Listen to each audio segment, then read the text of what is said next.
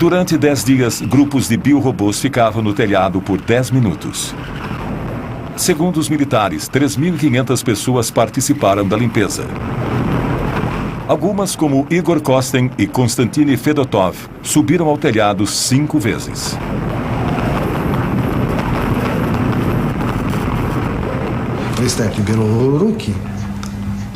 Chegamos a pegar destroços com 1.500 Roentgens. Depois de um dia de trabalho, as mãos doíam tanto que você não conseguia nem fechar o punho.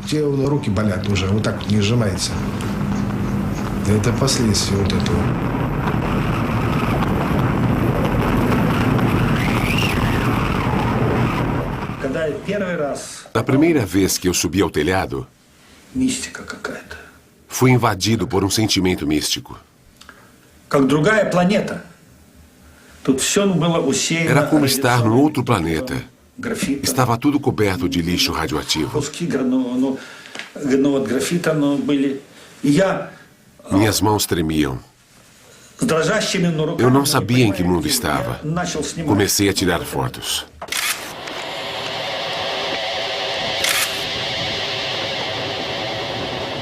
Dá para ver traços de radiação no filme. Eu estava segurando a câmera assim, e ela emanava do solo.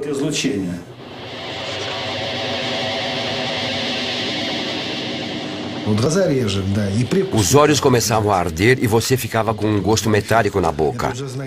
Quando você sentia essas duas coisas, sabia que tinha recebido uma dose alta demais. Eu não conseguia sentir os dentes.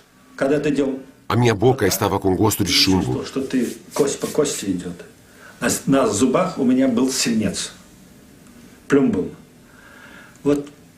Eu fazia assim com os dentes, mas não sentia nada. Eu até batia os dentes. Estava tudo coberto de chumbo. Até hoje, 20 anos depois, ainda sinto aquele gosto de chumbo na boca.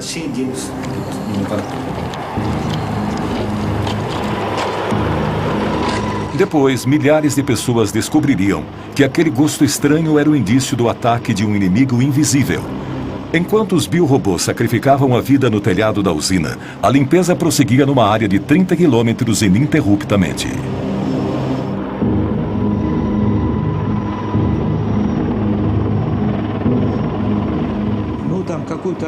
O trabalho que normalmente um homem levaria 1 hora para fazer, aqui em Chernobyl, era feito por 60 pessoas.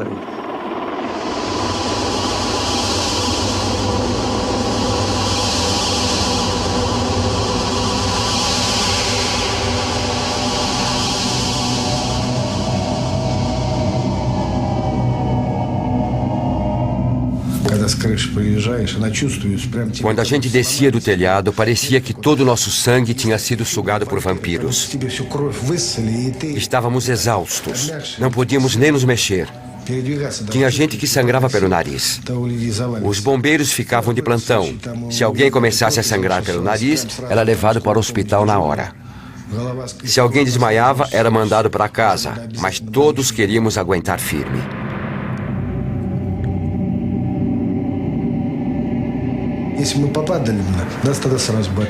Na época, éramos jovens e fortes. Ficamos doentes. Perdemos tudo.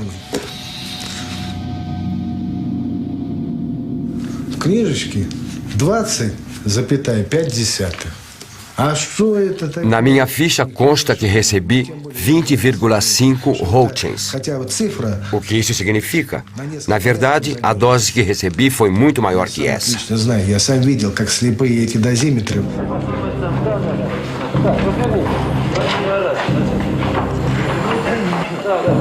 Позвольте мне от оперативной группы Министерства обороны СССР вручить вам почетный грамоту.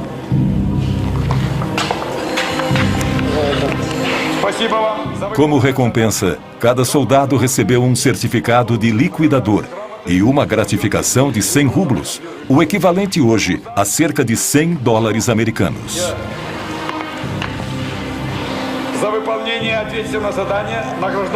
Eles arriscaram a vida, mas conseguiram reduzir o nível de radiação em apenas 35%.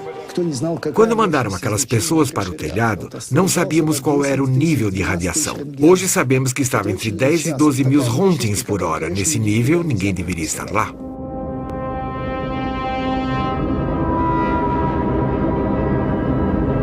Sete meses após a explosão, a área tinha sido limpa e o sarcófago construído. 500 mil pessoas, entre civis e militares, participaram da operação.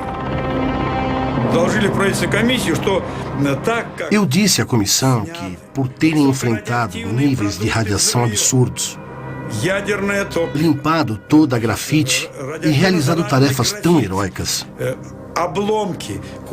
os nossos soldados mereciam algum ato simbólico, como hastear a nossa bandeira.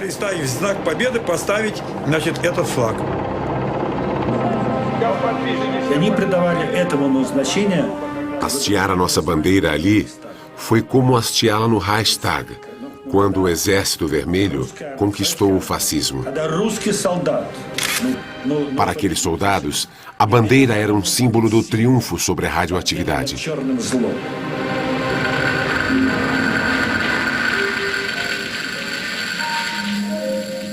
Cada grupo de liquidadores comemorou o fim da operação à sua maneira.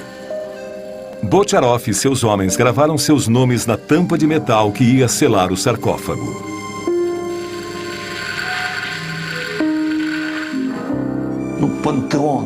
O sarcófago é um panteão, um túmulo, um mausoléu. Nosso segundo mausoléu. Depois daquilo, paramos de construir usinas nucleares.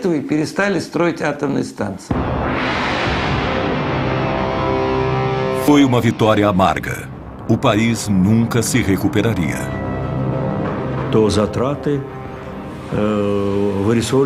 Aquilo nos custou 18 bilhões de rublos. Cada rublo na época valia $1. 18 bilhões. É muita coisa se considerarmos que logo depois o preço do petróleo entrou em colapso. Não dá para calcular os problemas que o nosso país e a perestroika enfrentaram.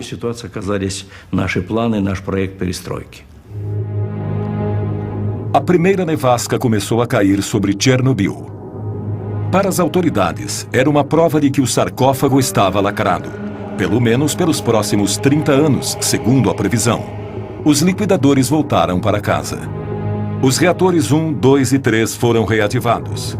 A primeira batalha de Chernobyl terminou anunciando o fim da União das Repúblicas Socialistas Soviéticas. E para muitos, marcou o início de uma guerra que, 20 anos depois, ainda não acabou. 20 anos depois, Pripyat ainda é uma cidade fantasma. Acompanhada por Igor Kostin, Yulia foi ver o apartamento em que morou com a família até o dia da evacuação. Diferentemente do que foi dito, nenhum único habitante pôde voltar a morar nos prédios abandonados.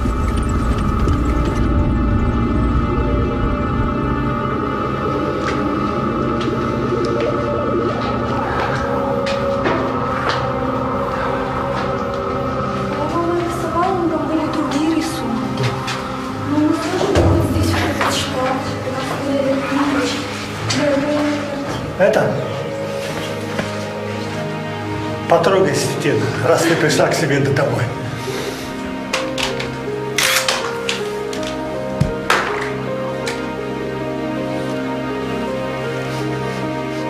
Para Igor Kostin, a visita também traz lembranças dolorosas.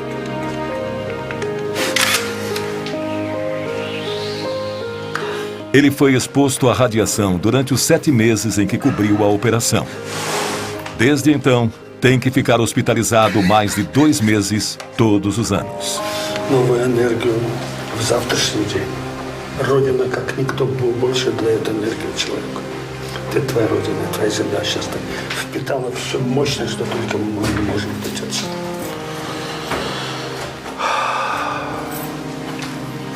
У меня такое ощущение, что я здесь была всю жизнь.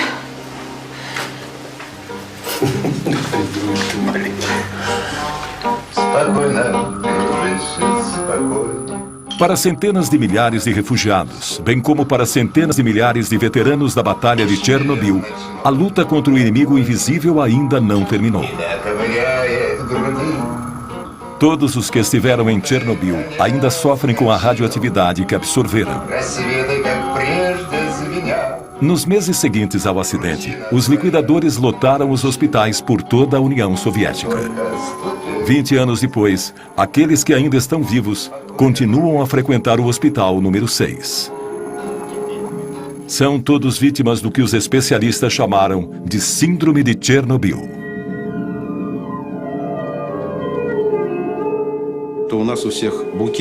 Os sintomas são muitos: coração, estômago, fígado, rins, sistema nervoso. Nosso corpo todo sofreu com as mudanças radicais no metabolismo causadas pela radiação e exposição química. Quando os liquidadores voltaram para casa, estavam exaustos, incapazes de voltar a uma vida normal. 20 anos mais tarde, muitos dos que sobreviveram estão incapacitados, não podem trabalhar.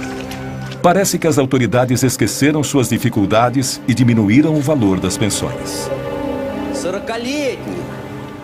Os veteranos da guerra do Afeganistão ainda estão vivos, enquanto nós morremos aos poucos. Escrevi um poema sobre isso. Estou cheio de tristeza, nostalgia e angústia. É como uma bala na têmpora que nada pode deter. E a mãe reza em segredo para que Deus poupe a vida do seu filho. Esses homens não tinham nem 30 anos quando foram convocados para lutar contra o átomo. Hoje nem completaram 50 anos, mas têm as limitações de pessoas mais velhas. Segundo o exército, dos 500 mil liquidadores de Chernobyl, 20 mil já morreram. 200 mil estão oficialmente incapacitados. Você não sabe quanto tempo vai viver ou que doença vai acabar matando você. Não sabe quais os efeitos que isso terá nos seus filhos, se é que vai poder ter filhos. Só o que sabemos é que esse inimigo invisível está nos devorando por dentro, como um verme. Para nós, a guerra continua e aos poucos estamos deixando este mundo. Apesar de tudo isso, depois de 2 décadas, apenas 59 mortes foram oficialmente atribuídas ao acidente de Chernobyl. Nenhum único estudo foi feito com os 130 mil refugiados da região. Nenhum único dado estatístico levantado sobre o estado dos 500 mil liquidadores. Nenhum número sobre a população que continua a morar perto de Chernobyl e das áreas contaminadas. Essas pessoas nunca souberam o nível de radiação que receberam. 6-0, да? Це вже підвищується. Вчора була 5 і 7, а сьогодні вже 6-0. Степені тобі одинаково може бути. Да? Плюс-мінус. Плюс-мінус. Це не таке страшне. Слухайте, до скількох страшне? До скількох? Ну, кажіть правду. До скількох страшне? До скількох? До 20. Uma representante do Soviete Supremo descobriu que as reais consequências do acidente foram encobertas quando a União Soviética se dissolveu em 1991. Aproveitando o momento de anarquia em que o país se encontrava, ela conseguiu pôr as mãos em cópias de vários documentos secretos. Um relatório de 600 páginas do Comitê Central, preparado enquanto a Batalha de Chernobyl ainda estava sendo travada. Quando eu li aqueles documentos, descobri que as coisas aconteceram de maneira muito diferente. Eu percebi o tamanho da mentira que os líderes do partido contaram. O decreto número 12 dizia que em 12 de maio de 1986, 10.198 pessoas já tinham sido hospitalizadas, das quais 345 mostravam sinais de lesões causadas pela radiação. Ao mesmo tempo, as autoridades diziam que estava tudo bem, que não tinha sido nada sério. Portanto, eles mentiram para nós.